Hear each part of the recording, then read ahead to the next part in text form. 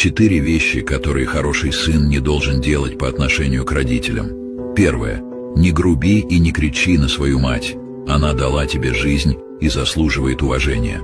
Благодарность важна, помни мудрость. Почитай отца и мать свою, и дни твои будут долгими и счастливыми. Уважение – основа всего. Второе. Не исчезай, не предупредив.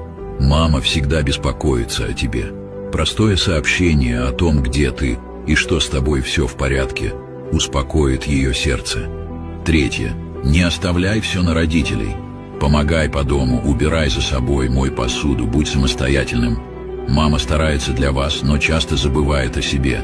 Твоя помощь укрепит вашу связь и наполнит ее теплом. Четвертое. Не скрывай правду и не обманывай. Даже если боишься наказания, знай, родители всегда хотят для тебя лучшего. Доверься им, делись своим.